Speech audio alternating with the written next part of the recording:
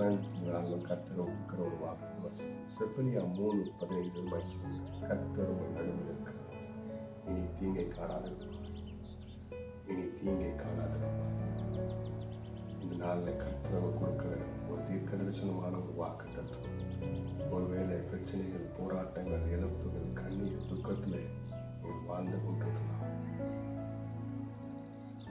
கர்த்தர் இந்த நாளில் கொடுக்கிற வார்த்தை, நான் உன் நடுவில் இருக்கிறேன், நான் உன்னோடு கூட இருக்கிறேன், நான் உன்னை விட்டு விலகுவதும் இல்லை, உன்னை கைவிடுவதும் இல்லை, நான் உன்னை நடத்தி செல்கிறதே ஒரு தகப்பனை போல உன்னை விசாரித்து உன்னை தோளில் தூக்கி சுமந்து செல்கிற நல்ல தேவனால அவர் இந்த நாளில் உங்களுக்கு வாக்கு கொடுக்கிறார். இனி தீங்கை காணாது, இனி பிரச்சனைகளை காணாதிருப்பார், இனி இழப்புகளை காணாதிருப்பார், இனி வியாதிகள், போராட்டங்களை காணாதிருப்பார்.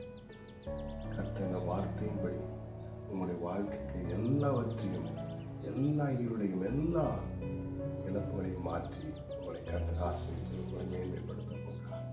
அவை கர்த்தர் உங்கள் நடுவே இருக்கிறார். இனி நீங்கள் தீங்கை காணாதிருப்பீர்கள். இந்த வார்த்தையின்படி கர்த்தர் உங்களை ஆசீர்வதிப்பாராக. அன்பின் ஆண்டவரே, எல்லா தீங்கையும் மாற்றி போடும், எல்லா பிரச்சனைகளையும் மாற்றி போடும், எல்லா துக்கத்தையும் மாற்றி போடும். ஒரு ஆசீர்வாதத்தை தாரும். அவர்களோடு கூட எதிர்காலத்தில் ஆண்டவரே, அவர்கள் என்ன செய்ய வேண்டும், அவர்கள் வேலையில் என்ன செய்ய வேண்டும், படிப்பில் என்ன செய்ய வேண்டும், எல்லா காரியங்களும் நீர் துணை நின்று நீ அவர்கள் வெற்றியாய் ஜெயமாய் மாற்றினார். ஒரு நாள் எங்களை விட்டு விலகாதே நேரத்தில் மாசம் பேசுவதாகவே. ஆமென். God bless you.